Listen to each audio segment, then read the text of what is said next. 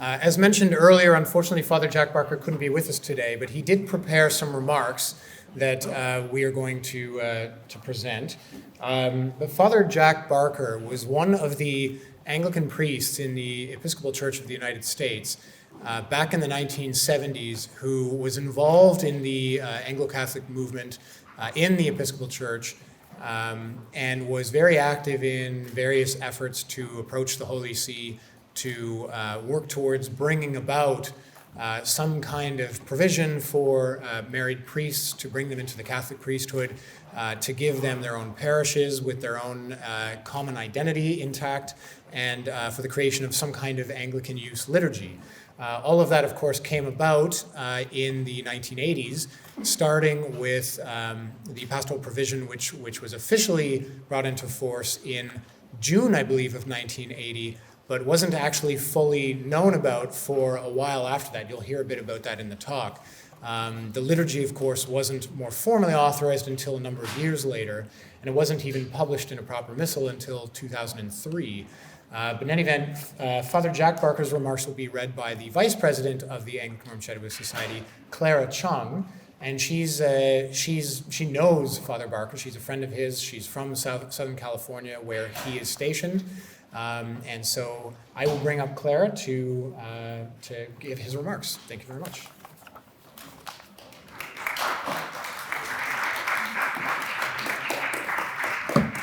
I should add that Clara's biography is not in the booklet. However, she is a musician by trade and a spectacular operatic mezzo-soprano from the LA area. Hi, everyone. Good afternoon. I spoke to Father Barker the other day, and he expressed his regrets for not being able to be here. But yes, he did send us his remarks. It's going to be really funny hearing this and that, and all, with this person who wasn't born when most of this was going on. But, bear with me. Also bear with me because some of these names I may mispronounce. But anyway, Seeper. Okay, that one's pivotal. Okay. All right, so behind the petition, a brief account of how Anglicans received ordinariate status. In calling this paper Behind the Petition, it is suggestive of that scene in The Wizard of Oz in which the little dog Toto pulls back the curtain to reveal a man pulling levers and pushing buttons and saying, "Pay no attention to that little man behind the curtain. I am the great and powerful Oz." Certainly, for many of us today, and for those going back over several decades, it can easily be said that there were times in each of our lives when we had to admit, I don't think we're in Kansas anymore. As we look briefly at how ordinariate status came to be given to former Anglicans, there are many players, but in a pivotal way, it will be seen to most clearly be the corpus of Episcopalians that made the difference in Rome. Let me explain. When we speak of corpus in those early days, it includes the work of the ACU, then the Diocese of the Holy Trinity, and finally the Pro-Diocese of St. Augustine of Canterbury, PDSAC. It's a long name, so he gave us a, Anyway, the leadership of these falls mainly on three clergy: Reverend Canon Albert Julius Dubois, Father W.T. St. John Brown, and myself. In the end, if you still follow the analogy, I'll leave it to you to figure out who is the lion, the scarecrow, and the tin man. Perhaps many of you will easily identify yourself with parts of this. Reverend Canon Albert J. Dubois, Doobie to his friends, was a chaplain in Patton's army during World War II. 2 different plane crashes during the war left him with a fear of flying that perdured for the rest of his life. He later served as rector of the Church of St. Agnes in Washington, D.C. He was a canon of the Episcopal Diocese of Garden City, Long Island. In 1950, he became the executive director of the American Church Union and editor of its newspaper. He was a champion of Catholic-minded thinking and action in the Episcopal Church, PEC USA. He eventually retired to Los Angeles and died in the early 80s after being received into the Catholic Church. He lived long enough to hear of the announcement of the pastoral provision. Reverend W.T. St. John Brown, W.T. to his friends, was born in Augusta, Georgia, and a graduate of University of Virginia in astronomy and theoretical physics. His Episcopal seminary was the School of Theology at the University of the South at Sewanee, Tennessee. This was followed by graduate studies at General Theological Seminary in New York with a specialization in Thomistic philosophy. He served nearly 20 years as rector of St. Luke's in Evanston, Illinois, followed by a year at Pelham Manor with Canon Dubois for the ACU, and then became rector of St. Matthias in Sun Valley, California.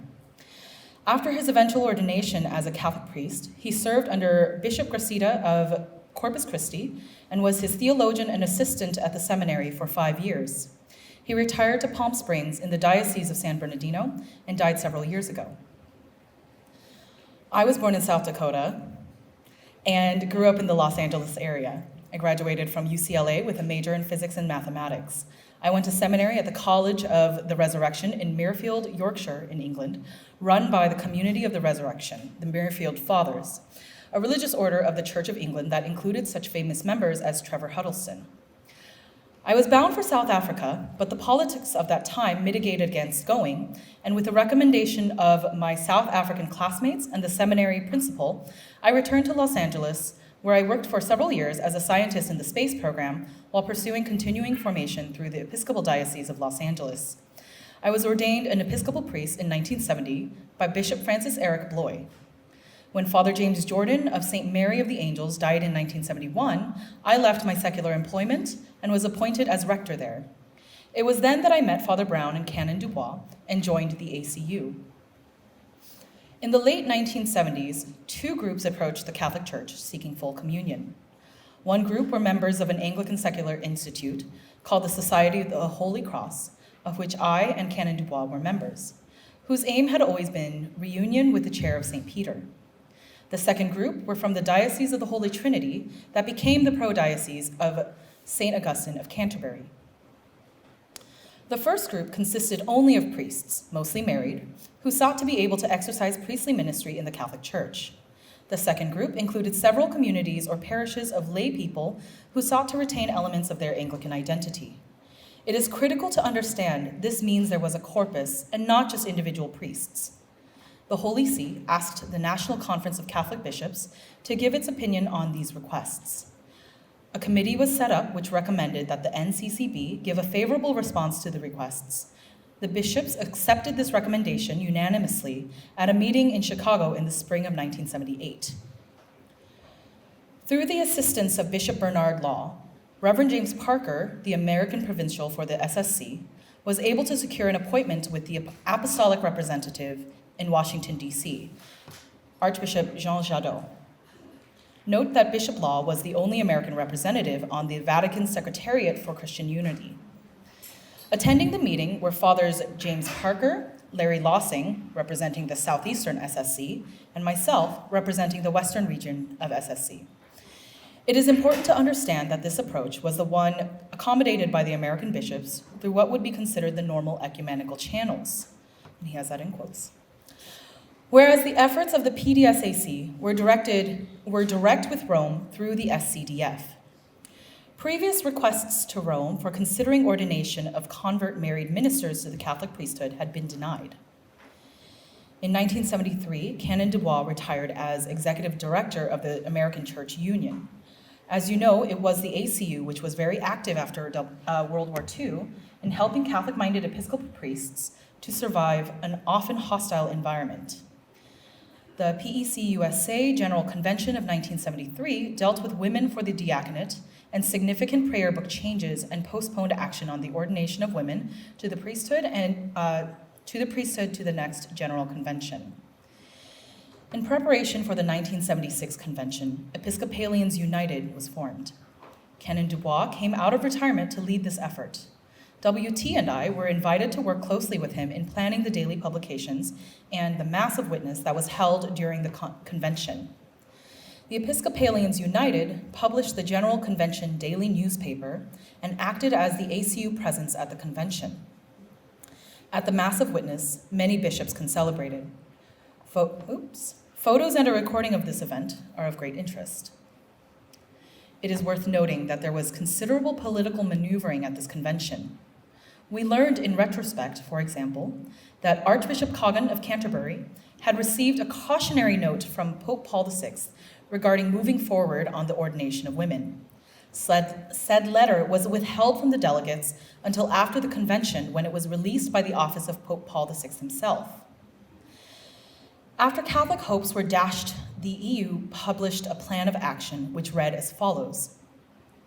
In yesterday's issue of the EU Convention Daily, the position was taken that the action of the General Convention on the ordination matter has been schismatic, if not heretical, and that those who subscribe to its decisions have in effect formed a new ecclesial body. An ecclesial body may be defined as a structured group of Christians that has certain outward appearances of and resemblances to the Church of Christ. These resemblances may be more or less close to Catholic faith and order, with corresponding aspects approaching to or departing from Christian verity. The ecclesial body formed by General Convention's action, by whatever name it designates itself, can have little valid claim to the support or obedience of loyal churchmen. Since the new ecclesial body has not taken the logical step of designating itself by a new name, perhaps it would be best, merely for the sake of identification, to refer to it in this article as the General Convention Church, reserving for those loyal and unchanging the present name of the Episcopal Church. It remains to be considered what path may be taken by Episcopalians in these circumstances. The identity of the Episcopal Church must be maintained. Episcopalians United is now prepared to take steps to ensure the retention of the doctrine, discipline, worship, and order of the Church. These goals could well be lost if loyal Episcopalians were to retire each to his or her own parish or diocese. We must hold together, pray together, and act together. This plan for action is the first statement of any major Episcopalian organization calling for a break from PEC USA and suggesting strongly that contacts at the highest level be made with Roman, Orthodox, and Old Catholic leaders regarding our position in the Catholic family. The plan is condemned in the House of Bishops and also by Father Robert Morse, Executive Director of the ACU, following Canon Dubois. Morse and Fathers George Clendenin and James Parker denounce Barker, Brown, and Dubois and force them from the executive community of the ACU. Shortly after publishing this plan, priests and parishes begin leaving PEC USA. It cannot be overstated the extent to which these events had an emotional as well as spiritual and physical impact on clergy and laity throughout the country. Clearly, it is now the case that we are not in Kansas anymore. In September 14th through 16th of 1977, at the Chase Park Plaza Hotel in St. Louis, the Fellowship of Concerned Churchmen, or FCC, meets in convention with about 1,000 in attendance. It is a gathering of those leaving the Episcopal Church. Canon Dubois had been instrumental in assisting the group of publicists to form the FCC in 1973. Father Parker sits on the governing board of the FCC, and this convention agrees to questionable ordinations of continuing bishops. Ordinations is also in quotes. It is worth noting that while we oppose this action, it will become clear later that the continuing church movement was to be used by God later to help complete our hopes for a special status for groups of Anglicans in the Catholic Church, to wit, the Ordinariate. Only the increased numbers over the years allowed Rome to provide for special personal prelatures. At the main liturgy during this convention, the presiding bishop of PEC USA, Right Reverend John M. Allen, receives communion from myself and Father Brown, even though we had been expelled from ministry by the local Episcopalian bishop, Robert Rusick of Los Angeles. Canon Dubois had some local contacts in Minneapolis, especially Monsignor Richard Schuler of St. Agnes Church in St. Paul, and through him, Father Milan Mikulich, OFM, of Portland, Oregon. Father Milan was a personal friend of Cardinal Sieper, prefect of the SCDF. They contacted Rome and were told to have Canon Dubois come to Rome to present his case. The key here is that this initial contact with Rome indicated that there were groups of Episcopalians, not just clergy, who desired to seek reunion with the See of Peter. But Doobie must undergo emergency heart surgery and cannot go. Father Brown and I are charged to go in his place. Also present with us were two laity from St. Mary of the Angels, who were introduced to the cardinal after one of the meetings. Present at this important initial meeting, His Eminence Franjo, I don't know if that's correct, Cardinal Sieper, prefect of the SCDF, his English-speaking secretary, Father William Leveda of Long Beach, California, Monsignor Richard Schuler, Father Milan Mikulich, myself, and WT. Father Brown and I represent the Diocese of the Holy Trinity that had been formed by loyal churchmen throughout the country. The first parish to officially depart PEC USA was St. Mary's in Denver under Father James Mote. This was followed by St. Christopher's in Boulder City, Nevada, under Father Clark T., and then 4 parishes in the LA Diocese, myself at St. Mary of the Angels, W.T. Brown at St. Matthias, Forrest Miller at Church of Our Savior, and George Clendenin at Church of the Holy Apostles in Glendale, all on the same Sunday in February. Various priests and parishes began to leave all over the country. It was Father Mote who once observed, "Everyone has an alarm clock, but they are just set at different times." Out of these priests and parishes is formed the Alliance of Anglican Parishes in early 1977, from which the Diocese of the Holy Trinity was formed later that year. On the way to Rome, Brown and I met with various Anglican leaders in England. It was our desire to avoid any damage to official Anglican-Roman dialogue. But it was also our desire to determine if there was any hope for a continuation of authentic Anglicanism. We went to Exeter to visit with Bishop Wilfred Westall, Father Bobbington of St. John Baptist, Bishop Grand Leonard, Bishop of Truro, Jeffrey Evans of the Church Union, Bishop Eric Kemp of Chichester, and Father Christopher Hill, Secretary for Foreign Relations for the Archbishop of Canterbury at Lambeth Palace. We were gathering a sense of the mind of these leading persons about the dilemma and to what extent there was sympathy for the American Catholic cause. Brown was the theologian and I the spokesperson. The meetings were held at the offices of the SCDF at San Uffizio, number 11, just to the left of the Piazza Vaticano. The actual room for our meeting was shifted, and we were finally escorted to the main plenary session chamber of the SCDF. Soon we get our first glimpse of Cardinal Sieper as he enters. He was a portly, humble, smiling man in a simple house cassock. He reminded me of Pope John XXIII. We worked through a prepared agenda. We made a presentation of our hopes and an outline of areas of agreement and areas of incomplete agreement. Our posture was that where we are in incomplete agreement, we know we can learn from the Church. We did not use a terminology that was quite right. For example, we said uniate, which was not accurate given the canonical and apostolic status of uniate churches in the Catholic Church. We will later use such terms such as similar to military ordinariates, etc. As the Vatican bells rang the noon Angelus, I asked His Eminence to lead us in the noon devotion. He did so in Latin, saying his English wasn't good enough. At one point, Father Brown wanted to know where and how any decision would be made about our hopes. His Eminence thumped the desk of the General Assembly Hall of the SCDF and said, "Here." At the end of the meeting, we ask for his blessing, and I kneel. As we are leaving the General Chamber, he shows us the basis of our authority, which was an immense document with many seals and ribbons declaring the implementation of the Holy Inquisition. Bert and June are introduced to him just outside. We return to see the Cardinal again after he has had his weekly private audience with the Pope, Paul VI. We were scheduled for a private audience, but the Pope's health was already in decline. But he told Cardinal Sieper, "This is good news. All I ever get is bad news. And tell Father Barker and Father Brown that I will be praying for them."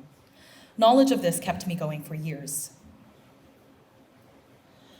Father Milan shared with us Cardinal Sieper's impressions of us and how he appreciated our sincerity, respect, and humility.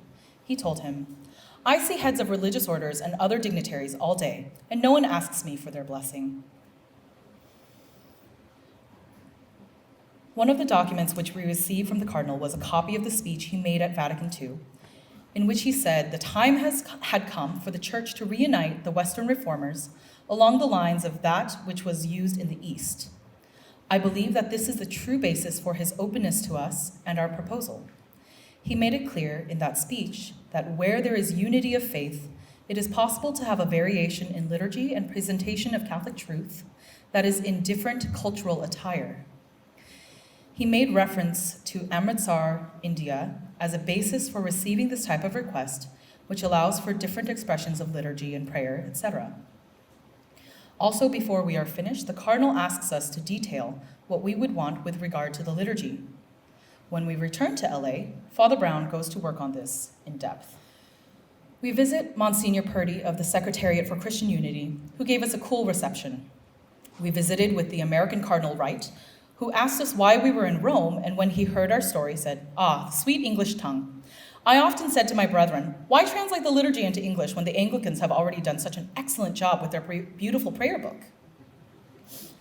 At our second audience with Cardinal Sieper, we were able to continue the dialogue and add additional questions.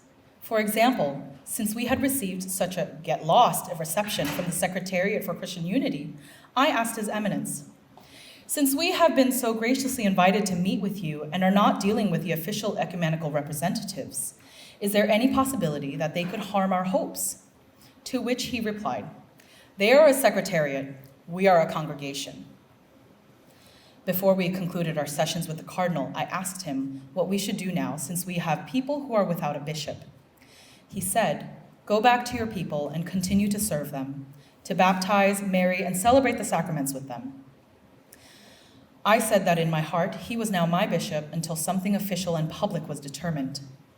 During the next 3 years of contacts and further meetings with this saintly cardinal, I came to revere him more and more.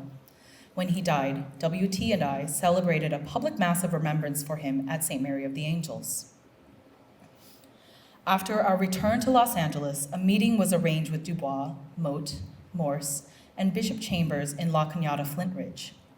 At one point, Chambers said, "Your people don't want to be Roman Catholics." We were given a mere 10 minutes to present the results of our visits in England and with Rome. The others could not believe that Rome would be serious, saying, "Rome takes centuries." And they proceeded to move ahead toward the FCC planned ordinations of new bishops. We knew this would present a difficulty, since Rome would have a problem understanding why we would move ahead to form a new ecclesial entity when we had asked to be received. Large numbers of clergy and laity withdrew from DHT. Nevertheless, Morse and Mote move ahead. The standing committee was split, and so we were forced to reform our corpus and became the pro-diocese of St. Augustine of Canterbury. Pro because we would not have a bishop. When news of the ordinations reached Rome, it confused the cardinal, who called Father Milan, who asked him what is happening. March 1978, a report is produced at a meeting held in Chicago at O'Hare Airport Hilton Hotel, called by Bishop Law and attended by canon lawyers. Brown and Dubois can't go, so I and Father Clark T. represent our group. Other Episcopalian groups are invited there by Bishop Law. April 1978, Canon Dubois recovers from heart surgery and begins traveling around the country to generate interest and awareness. One of those visits was to Our Lady of Walsingham in Houston, Texas. Interest and strength in the Roman solution develops. Barker receives inquiries from England, and Father Leslie Hamlet joins the cause and tells of other English clergy and people who are interested. In June of 1978, there was a national conference of priests disaffected from PEC USA, held at the Claretian Retreat House in Los Angeles. The resolutions there include an absolute affirmation of unity with the faith and teaching of the Roman Catholic Church. So in June, the corpus of the PDSAC is established as being the only entity of Anglo-Catholics seeking reunion with Rome. Shortly thereafter, the Laymen's League is formed, and Dr. Lee McAvoy is its first president. The deaths of 2 popes delays any action in Rome, although shortly after Pope John Paul II is elected, Cardinal Sieper is reappointed as prefect of the SCDF. February was the first synod of the PDSAC, held at Casa San Jose Retreat Center in San Antonio, Texas. 50 representatives come from 3 countries. The Anglicans United leadership is confirmed, and the clergy constituting the board of directors are made the standing committee of the pro-diocese of St. Augustine of Canterbury. In June of 1979, a symposium is held at Catholic University of Dallas under their sponsorship, dealing explicitly with the question of the Anglican patrimony of those seeking reunion with the Holy See. Several important papers are presented. The shape of the Mass for a restored Catholic order is approved by a group of Anglican and Roman scholars at this symposium. In August of 1979, Father Brown was, as chairman of the Commission on Liturgy for the PDSAC, completed his work on the Mass, and it is approved by the Standing Committee and submitted to Rome. The prefect in Rome had requested us to always provide copies of our work directly to him. And we received a second invitation to go to Rome. From Friday 26, I'm not sure, I think I lost something there. But anyway, through all the days of our visit to Rome, Mass was offered daily. We are joined by Father Leslie Hamlet and Harold Buckley from England. On Tuesday, October 30th, after a votive Mass of St. Augustine of Canterbury at 7:30 a.m., with Dubois, Barker, Buckley, Brown, T, Kniveton, Hamlet, McAvoy, and Minto in attendance, we meet Monsignor Schuler at 9 a.m. and proceed to the SCDF for meetings from 9:30 a.m. to 12:45 p.m. The meeting with Cardinal Sieper included Archbishop Hamer, Monsignor Bavoni, Father William Leveda, Monsignor Schuler, Father Milan, Canon Dubois, myself, and Fathers Brown, T, and Hamlet. Fathers Burke at Kniveton, Harold Buckley, with the lay representatives, must wait outside in another room. At 1 p.m., the entire delegation meets to offer the Te Deum. During the session, the question of Anglican orders came up between me and Archbishop Hamer, who replied to my comment about intention. Yes, it must be the case that even if we found a new conclusion to Leo XIII's declaration based on a review of the historical evidence, that it would be to no avail, since it is clear now that the intention of the Anglican Communion is not to ordain true priests.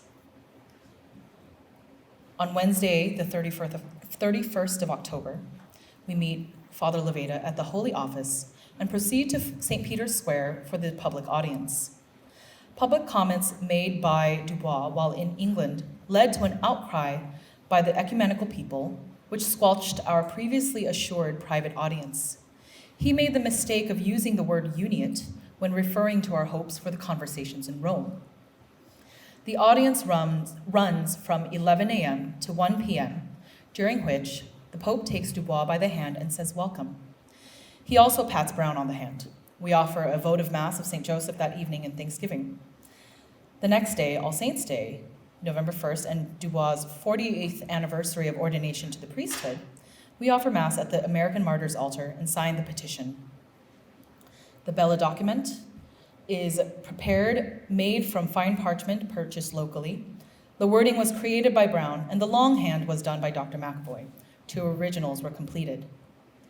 The All Saints' Day 1979 Mass was the occasion of the signing of the petition on the altar of the American Martyrs at the American College in Rome. Afterwards, we took the petition to the site of the monastery of St. Gregory the Great, from which St. Augustine of Canterbury departed for England in the 7th century. We asked his prayers for our cause. I then hand-delivered the petition to the cardinal's residence, who in turn gave it to the Pope.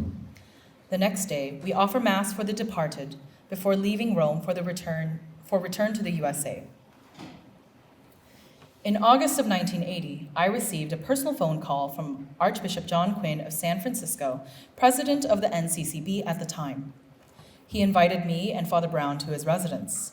We flew up, and after introductory protocol, he said that he had a decree from Rome and proceeded to share some of its contents with us. He did not give us a copy, nor did he give me the letter addressed to me, which the decree mentions, and he did not read all of it. We would not get to see the decree in its entirety for several more years. Archbishop Quinn said, "I do not know what all this means," but he was impressed. He held a news conference the next day, while Father Brown and I returned to Los Angeles to share the news with our people and offer a Mass of Thanksgiving. It is now clear that the devastation of our numbers led to this interim pastoral provision, instead of an alternate form of governance which had been discussed. In 1983, a simple set of statutes were approved by the SCDF. These, together with other norms and decisions of the SCDF in this matter, form the governing norms of the pastoral provision. In accordance with the governing norms, procedures were developed for the certification of former Episcopal priests for incardination and ordination as Catholic diocesan priests and their assignment to pastoral ministry. An Anglican Use Liturgy was also approved for use in Anglican use parishes that were established in various parts of the country. The first such parish was Our Lady of the Atonement in San Antonio. As president of the Priests' Senate of the Pro-Diocese, I flew to San Antonio and installed Father Christopher Phillips as their first pastor. His success in building up that parish and establishing an award-winning parochial school is well known. As the years have gone by, the number of former Episcopalians and Anglicans have increased. Then in October 1993, a group represented by Dr. Clarence Pope Jr., former Episcopal Bishop of Fort Worth, petitioned the Holy See for the creation of a jurisdictional entity that would allow them to enter into full communion with the Catholic Church while retaining elements of their Anglican identity. They were aware of the existence of the pastoral provision created in 1980, but they sought a fuller jurisdictional entity. The proposal set forth the reasons that led to it and the nature, in general terms, of the common elements of their Anglican identity that they sought to preserve. The official response of the CDF came in a letter to Cardinal Law from Cardinal Ratzinger, dated June 30th, 1994. The letter addressed certain questions to Bishop Pope, requesting further clarification of some aspects of the proposal and asking Cardinal Law for his personal opinion on the proposal, as well as the opinion of the Conference of Bishops.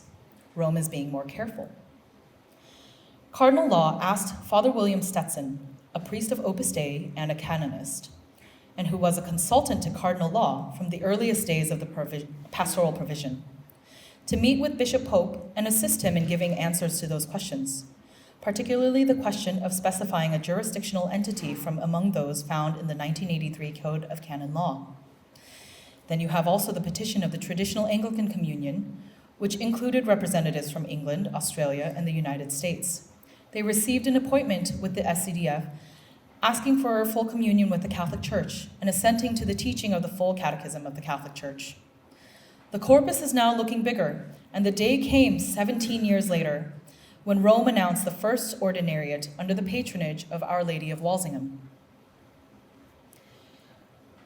It is interesting to remember that the prefect who followed Cardinal Sieper was Joseph Cardinal Ratzinger, now Pope Emeritus Benedict XVI, and that his English-speaking secretary for 25 years was Father William Levada, who was Cardinal Sieper's English secretary and eventually made a bishop in California, then Portland, San Francisco, and was finally named prefect of the SCDF and who has just recently passed.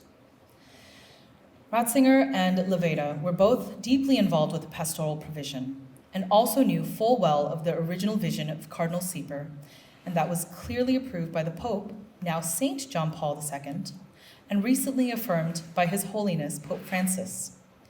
It took 30 years, but thanks to the influx of many new persons to this Anglican-Catholic reunion, we now have ordinary jurisdictions in England, Australia, and the US, and more perhaps to come. Deo Gratias.